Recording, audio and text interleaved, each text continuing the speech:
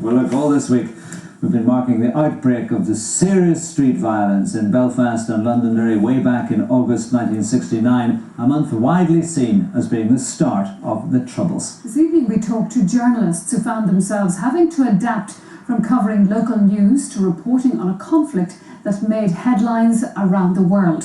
Mervyn Jess's report begins with some of the sounds and images recorded at the time.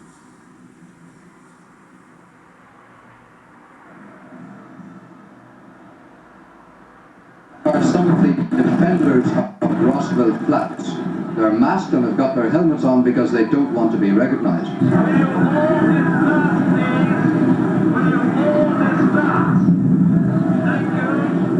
This is Free Belfast. It's the Catholic area just south of the Falls Road. The first shooting in the New Lodge Road area was here. This headline, written by some news editor one day in 1969, would apply for decades to come. Suddenly, the world's media sat up and took notice of a little-known part of the UK called Northern Ireland. 40 years on from the naked sectarianism displayed on the streets at that time, local journalists who struggled to report on and to make sense of what was happening here reflect on how those dramatic events began unfolding in front of a worldwide audience. It had been tense at times during the 60s, but it wasn't really until the very end of that decade that things began to pop, and we got more and more involved in covering marches, riots, disturbances, and the pace built up extremely quickly.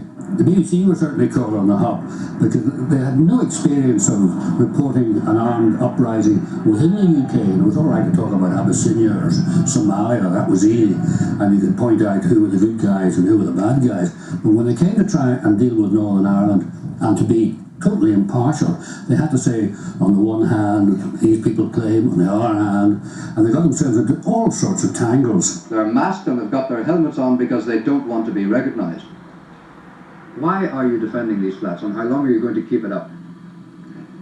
Well, we're defending these flats because we don't want the police to get in here because we're scared of what they'll do. It was coming to the end of the Battle of the Bogside, which was a shattering experience for Northern Ireland. Here, in actual fact, where the forces of the state brought to a halt. This actually hadn't happened in the United Kingdom for a long time, if ever.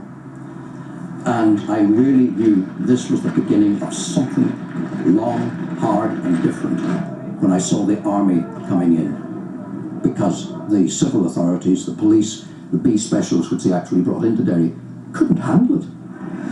And what were they doing to fire back?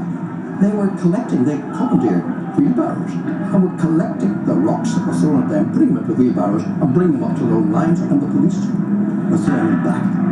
And of course, they weren't winning.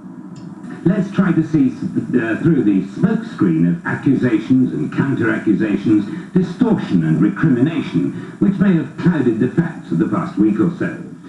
Both Catholics and Protestants look on in shock, stunned by their own violence, afraid of what happens next. This reporter has covered wars and undeclared wars, riots and revolutions some 15 years. But the night here in Belfast was the worst single night of violence I've ever seen. Well, it would be silly of me to say that we got everything 100% right and covered the waterfront with absolute aplomb. We did our best, and I think that we succeeded in giving people facts which were fundamental. Facts took the place of rumour and were absolutely vital. And the word that I always tried to use and always tried to enact was fairness. So if a politician rang you up to complain, you were able to argue that at the end of the day it was fair. But it would be a very silly journalist who said we got it 100% right all the time. There are elements of the Northern Ireland story which are still playing out today, but predominantly the headlines are about other issues affecting people's lives. However, 40 years on, and in many respects, it really is a different story. Mervyn Jess, BBC Newsline, Belfast. And on tomorrow's programme at 6:30 we'll be asking if the peace lines that went up as temporary structures in August '69 will ever come down. Now, Northern